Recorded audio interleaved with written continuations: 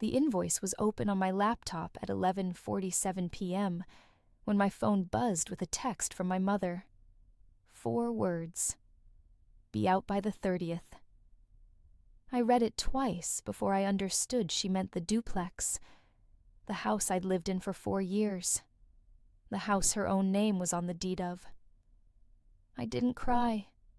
I did the thing I always do when something breaks. I reconciled it. Because here's what none of them knew.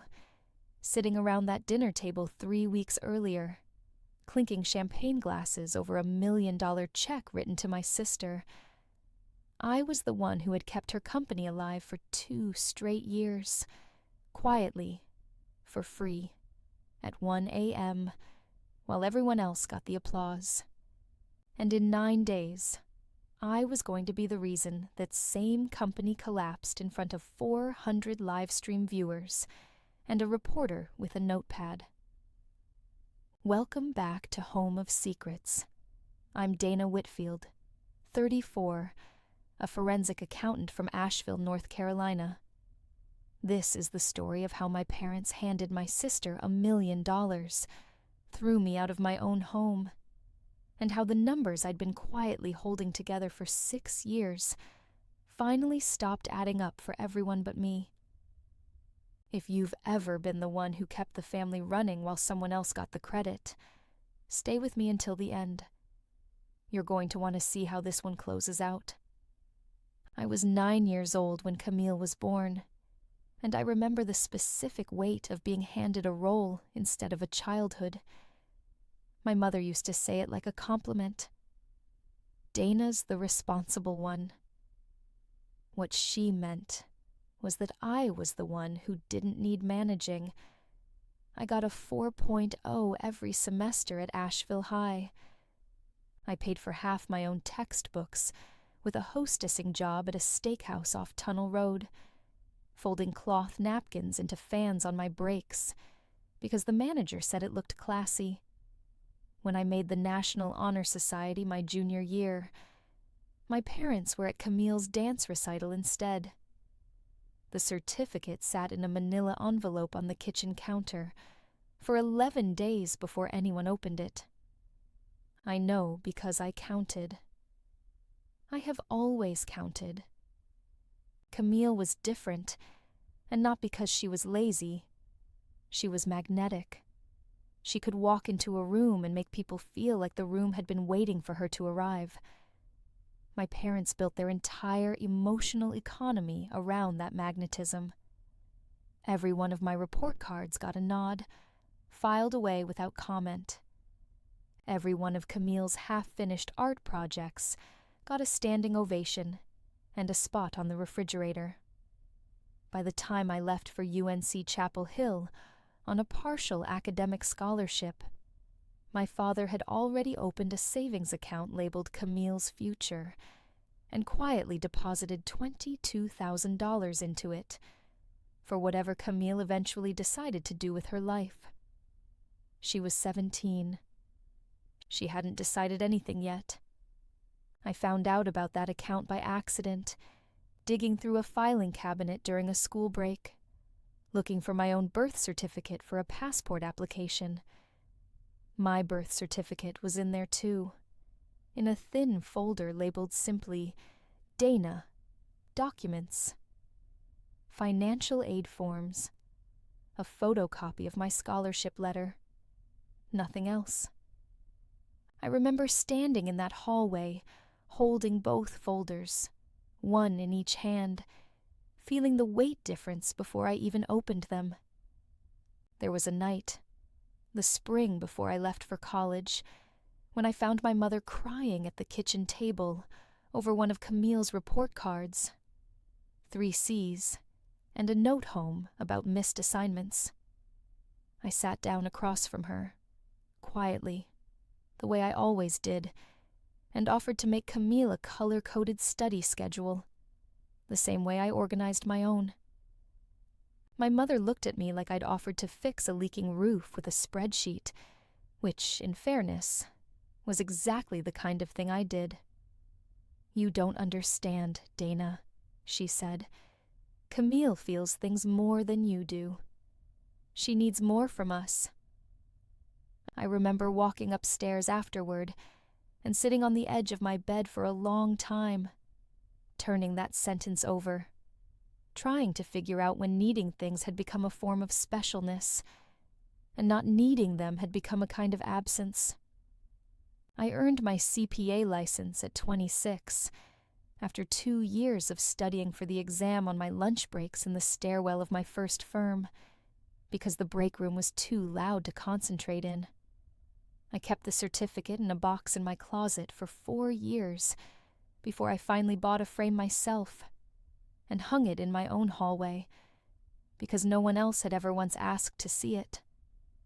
The quiet years started the year I passed that exam, which was also the year Camille dropped out of her second college program to focus on content creation, as she put it over Sunday dinner, while our parents nodded along like she'd announced a residency in oncology. She built a following selling skincare tips, then vitamins, then finally launched her own label, Camille Co, a wellness and beauty brand, when she was 24. My parents called it entrepreneurship. I called it, privately, in the specific language of my profession, unaudited risk. Within 8 months, Camille was calling me at midnight, crying, asking how to read a profit and loss statement she'd never once opened. I helped her. Of course I helped her. Whatever else she was my sister, and some part of me, the part that had spent a childhood being useful instead of loved, didn't know how to say no to being needed. If you've ever been the sibling who quietly became the family's unpaid safety net, you already know exactly where this is going. Stick with me. For 6 years, I did Camille Co's books for free. I built her entire chart of accounts from scratch on a Sunday afternoon in 2020, sitting at her kitchen table while she filmed a Get Ready With Me video 10 feet away, occasionally leaning over to ask me to make the numbers less boring for the camera. In 2021, I caught a part-time bookkeeper skimming $14,000 through fake customer refunds before it ballooned into criminal exposure for the company. I quietly fixed it, quietly let the bookkeeper go, and never mentioned it at a single family dinner, because Camille asked me not to. She said it would ruin the vibe of her upcoming launch. In 2022, I restructured her vendor payment terms myself, on my own time, when she was one missed net 30 invoice away from losing the only fabric supplier who'd still extend her credit. None of this ever came up around the family table. What came up, every single time, was Camille's follower count, Camille's newest brand deal, Camille's vision. In late 2022, Camille asked me to sit in, off-camera, unpaid, unmentioned, on a call with a potential investor who wanted to see real financial oversight before writing a check. I spent 6 hours the weekend before building a clean, professional financial deck out of her chaotic records, color-coded the way I color-code everything, complete with margin analysis and a 12-month cash flow projection. On the call, the investor asked who had prepared the numbers. Camille said, without missing a beat, "My team." I was sitting 3 feet away from her, off-screen, mouthing the answers to her financial questions, while she repeated them back as her own. The investor wrote the check. Camille texted me afterward, "You're the best. Seriously. I owe you." She did not, at that time, mean it as a dollar figure. I would come to learn, much later, exactly what she meant by it. In March of 2023, Camille called me sobbing at 1 a.m. Payroll was due Friday morning. She was $85,000 short, because she'd redirected the marketing budget into a launch party 3 weeks earlier and hadn't told anyone. I wired her the money that night, from my own savings, money I'd been setting aside for a down payment on a place of my own, because if her 7 employees didn't get paid, it would become public within days, and public was the one thing Camille could never survive.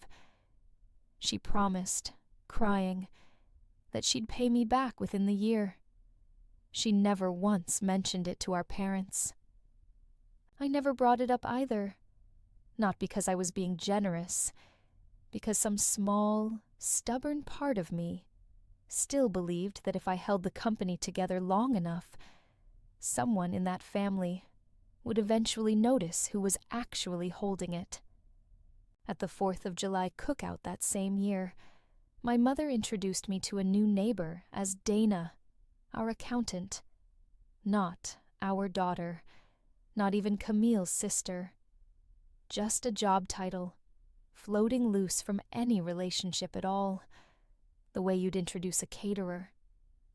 I stood there with a paper plate of potato salad going warm in my hand, waiting for her to correct herself. She didn't. She just moved on to the next introduction, already talking about Camille's newest partnership. I want you to sit with that phrase for a second, because it's the whole story in miniature. Our accountant. 6 years of unpaid labor, reduced to a title at a cookout. Keep that in mind, because it comes back. The night everything broke was a Thursday, 3 weeks before that text about the duplex. My parents had rented the back private room of a downtown restaurant to celebrate what they called Camille's big news. I assumed another brand deal. I was wrong. My father stood up midway through the appetizer course and tapped a knife against his wine glass until the table quieted. He announced, in front of 11 relatives, 2 of Camille's business partners, and a family friend who worked for the local paper, that he and my mother had liquidated part of their retirement account to give Camille $1 million to open her first flagship store and, in his words, scale Camille Co. into a real empire. Camille cried real tears and hugged him across the table. Everyone applauded. My mother turned to me, still clapping, and said the line I will remember for the rest of my life. "Don't worry, Dana. You've never needed anything from us. You've always just figured things out on your own."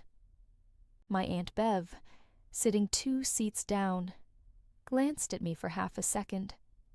I saw her see it land, and then turned back to her wine glass and said nothing. My Uncle Rick laughed at something Camille's business partner said and refilled his own glass. Not one person at that table, in the specific quiet after my mother's sentence, said my name, or asked if I was all right, or acknowledged in any way that something had just been said out loud that couldn't be unsaid. 11 relatives, 2 business partners, a restaurant staff member refilling water glasses. Total silence, aimed directly at me, for what felt like a very long time, and was probably closer to 4 seconds. I set my fork down on the edge of my plate, very carefully, so it wouldn't make a sound. I didn't say a word. I finished my glass of water.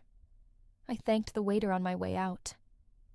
I drove home in complete silence, and I didn't cry until I was parked in my own driveway, with the engine off.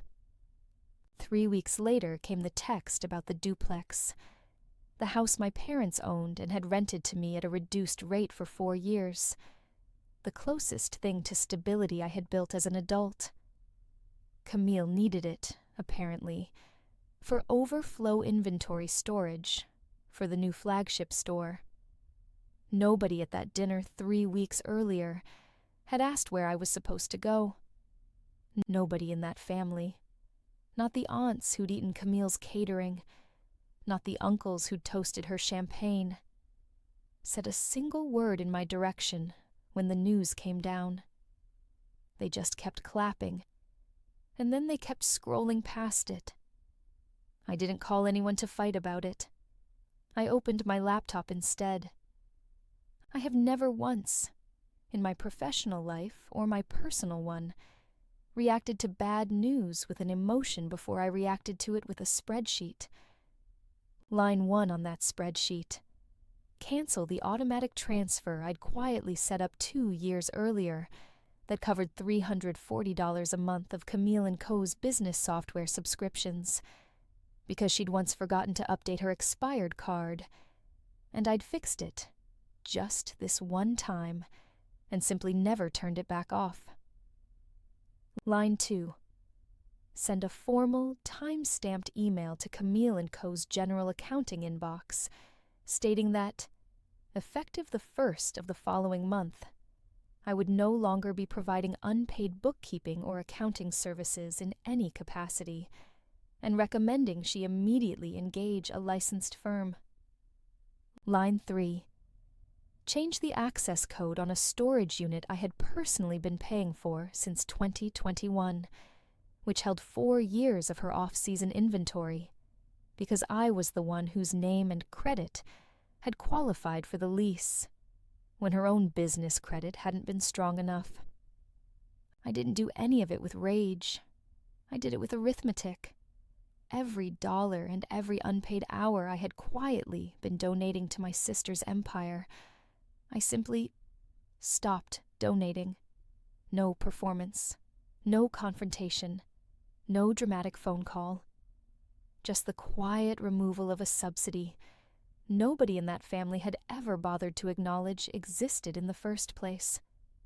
The retaliation didn't take long. Within a week, Camille posted a tearful, vaguely worded video to her 340,000 followers about toxic family members who can't stand to see you win, and energy vampires disguised as helpers. She didn't say my name. She didn't have to. Everyone who mattered already knew. My mother texted me a single line: "You're embarrassing this family." My aunt, who I hadn't spoken to in 8 months, sent a message asking, in that specific concerned tone people use when they've already decided the answer for you, whether I was doing okay mentally. The story spread through the family group chat within days, retold each time with slightly more color. By the third telling, I'd apparently always been jealous of Camille, and had never once helped her with anything, which was, on paper, the exact opposite of 6 years of unpaid Sunday afternoons. My mother's book club friend, a woman I'd met exactly twice, sent me a long message about grace and letting go of resentment, clearly forwarded to her second hand, clearly not written with any of the actual facts in hand. I didn't correct any of it. I have learned that trying to argue with a rumor is like trying to argue with weather. You don't win. You just wait it out with the right coat on. I didn't post anything in response.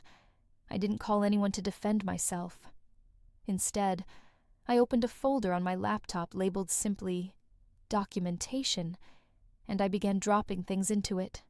Screenshots, dated emails, wire transfer confirmations, the storage unit lease with my name on it, 6 years of shared spreadsheets with time-stamped edit histories that couldn't be argued with. I wasn't building a defense. I was building a record. 14 years in forensic accounting had taught me one thing above all else: the truth doesn't need you to argue for it. It only needs you to preserve it accurately and wait. The discovery came 3 weeks later, and it came, of all places, from my own job. Part of my role at the firm involves reviewing UCC filings and lien records whenever a client undergoes a loan audit. On a slow Tuesday afternoon, out of nothing but professional muscle memory. I ran a routine search on Camille Co's business entity, the same way I'd check any client's filings. What came back was not routine at all. There was a $400,000 loan, taken out 18 months earlier, guaranteed against a trust account I had never once been told existed. A trust established in my name by my grandmother before she passed, apparently folded quietly into my parents' estate paperwork without my knowledge or my signature. The loan guarantee carried 2 names on it, my father's and mine. I have never signed a loan guarantee for Camille Co. in my life. I sat with that for a long time before I did anything with it. Then I called my managing partner, Elias Cho, not as a favor, but as a professional, and asked him to review the documents with me, off the record, before I decided what to do next. Elias has run forensic audits on 9-figure fraud cases. He looked at the signature for maybe 40 seconds before he said quietly, without a trace of drama, "Dana, that's not your signature. Even the pressure points are wrong." He didn't say it like a friend trying to comfort me. He said it like a colleague stating a fact, which somehow made it worse and more real than if he'd said it any other way. My grandmother's trust, the one thing in my entire family that had ever been set aside specifically, deliberately for me, had been used as collateral to fund the exact empire I'd just been evicted to make room for. And somebody had forged my name to make it happen. I didn't scream. I didn't call my parents. I opened a new folder. I want to pause here, because I know some of you watching have felt this exact moment. The one where a document lands in front of you and rewrites everything you thought you understood about your own family, in real time, on a Tuesday afternoon, while you're still wearing your work badge. If that's ever happened to you, you already know there's no dramatic music. There's just a very quiet, very cold kind of clarity. That's what I had, so I used it. If you're the kind of person who processes betrayal through action instead of confrontation, you already know exactly what I did next. Over the following 2 weeks, I did what I do professionally, just pointed at my own family for once. I requested certified copies of the loan documents through the lender's public disclosure process, since I was a named party on the guarantee, entitled to them by law. I compared the forged signature line by line against 6 years of my own actual signed documents on file at the firm. I tracked down the original 2011 formation paperwork for my grandmother's trust, still on file with the estate attorney who had drafted it. A careful, precise man named Walter Pruitt, who remembered my grandmother distinctly and was visibly disturbed when I showed him what had become of her trust. He agreed, unprompted, to provide a notarized statement confirming that the trust's original terms explicitly restricted its use to my education and housing, not to business collateral for anyone else, under any circumstances. I filed a formal complaint with the state financial regulator regarding the fraudulent guarantee. I retained an attorney, a sharp, unhurried woman named Priya Anand, who told me plainly, over coffee, that between the forged signature and the misused trust, we had a strong civil case and a plausible criminal referral against whoever had submitted the paperwork. Camille Co's flagship store opening, the empire launch my parents had funded with $1 million, and it turned out my own stolen inheritance, was scheduled in 9 days, complete with a live stream, a ribbon cutting, and a Forbes contributor confirmed to attend and cover it as a small business success story. Priya also advised me, calmly, over the same cup of coffee, to notify my bank and freeze any joint or authorized user accounts I might still share with my parents from childhood. A detail I'd forgotten entirely. An old, authorized user credit card from age 19 that I hadn't used in a decade, but that technically still linked our credit histories. I closed it within the hour. Small detail. It mattered later, when my father's settlement negotiations required a full accounting of every account bearing his signature, and mine was, for the first time in 15 years, nowhere on the list. 4 days before the launch, my mother showed up unannounced at my office building lobby, with Camille waiting in the car outside, in what I can only describe as an ambush disguised as an olive branch. She asked me, in front of the building's front desk attendant, to just come have coffee as a family and work this out like adults before it goes any further. I told her, calmly, that I would be glad to discuss it through my attorney, and that if Camille wanted to make anything right, the appropriate first step was a corrected loan filing, not a coffee. My mother's face did something I hadn't seen before. Not anger, exactly. More like disbelief that arithmetic could be spoken back to her in a tone that flat. She left without another word. I went back upstairs and finished the report I'd been working on before she arrived. My mother called twice that week. The first time, she cried and asked why I was trying to destroy your sister right when things are finally going well for her. The second time, she didn't cry at all. She threatened, in a low, flat voice I had never once heard her use in 34 years, that if I went through with anything, I would never be welcome at another family event again. I let both calls go to voicemail. I listened to each one exactly once, for the record, and then I kept working. No rage, only arithmetic. The morning of the launch, I stood outside Camille Co's new flagship storefront on Biltmore Avenue in a gray blazer, holding nothing but a manila folder and my phone. The street was lined with a rented step and repeat banner, a small crowd of local influencers, a 2-person news crew, and the Forbes contributor with a lanyard and an open notepad. Camille stood at the entrance in a white dress, oversized scissors in hand, my parents beaming on either side of her, like they'd built the store brick by brick themselves. My mother saw me first, standing near the back of the crowd. Her smile didn't move an inch. Her eyes did. I didn't storm the stage. I waited until the ribbon was cut, until Camille had finished her prepared remarks about believing in yourself and surrounding yourself with people who lift you up, phrases she'd clearly practiced in a mirror.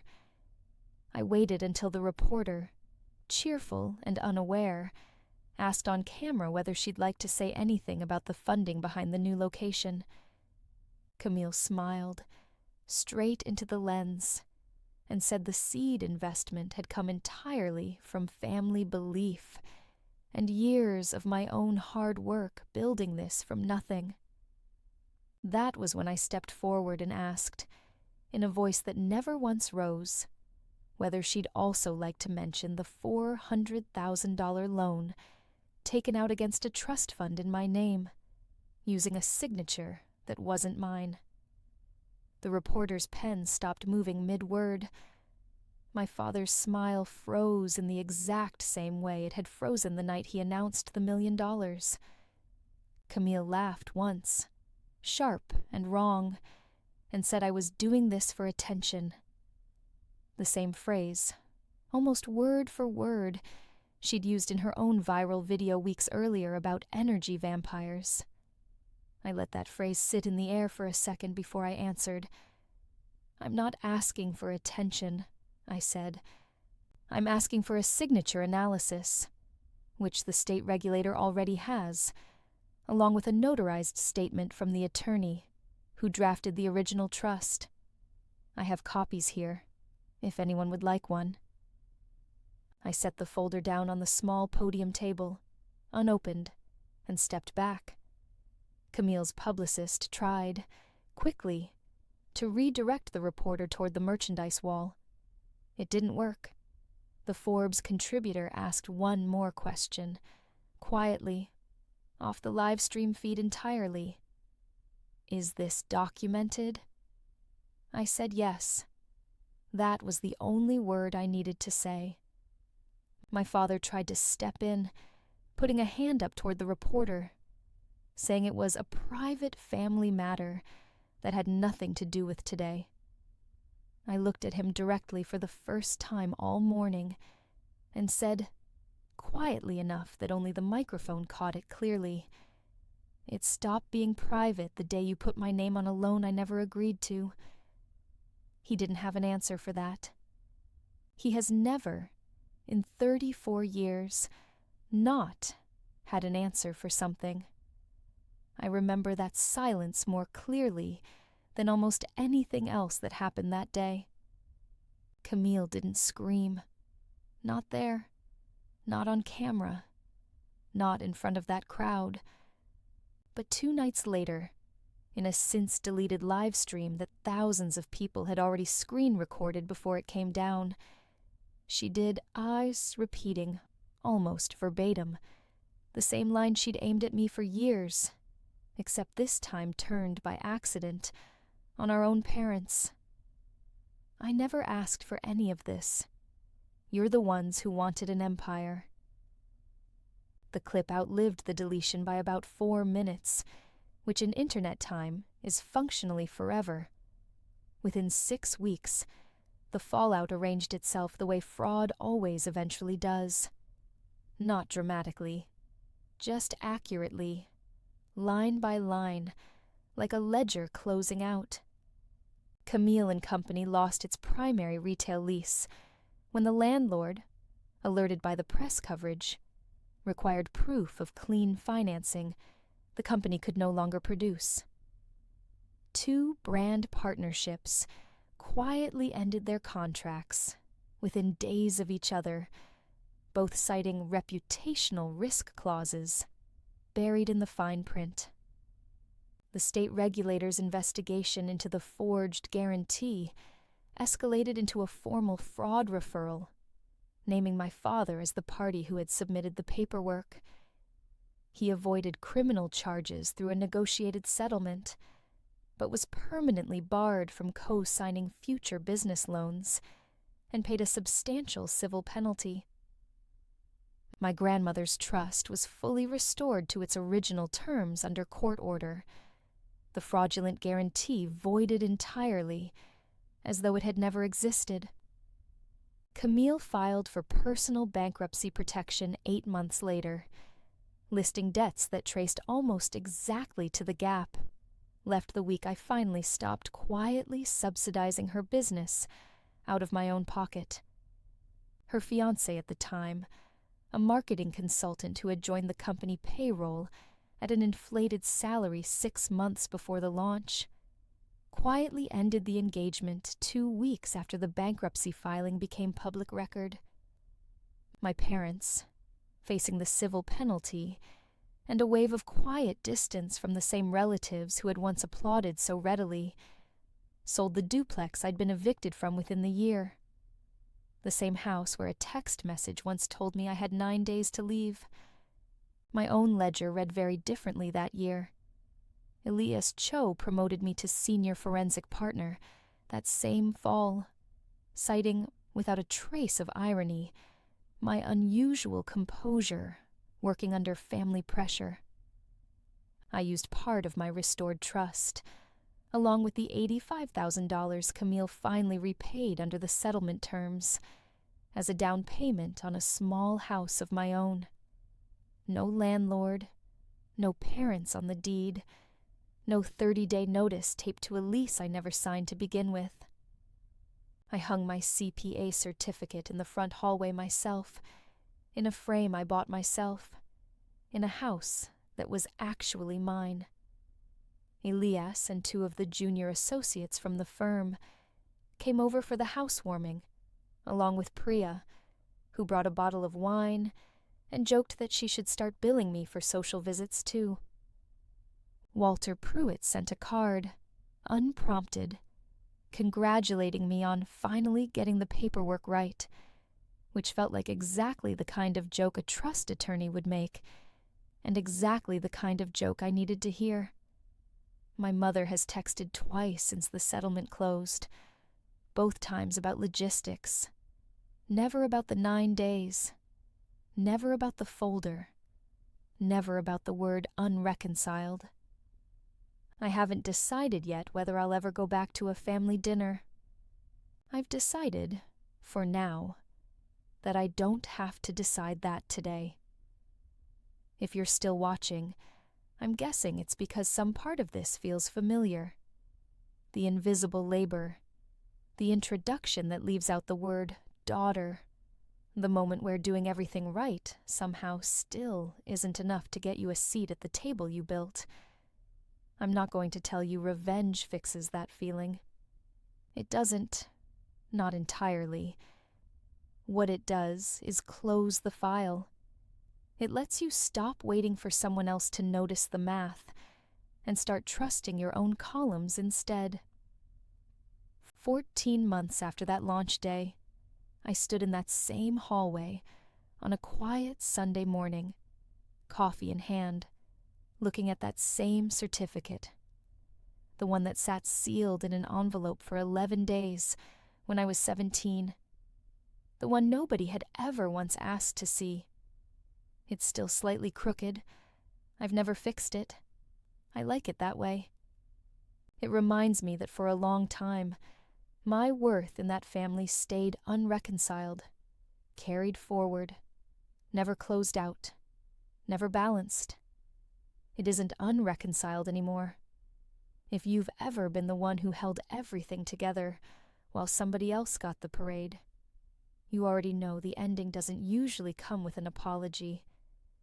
It comes with a ledger that finally tells the truth, whether anyone else wants to read it or not. Family isn't the people who share your blood. It's the people who show up and stay once the numbers are finally real. If this story hit close to home, share it with someone who needs to hear it today.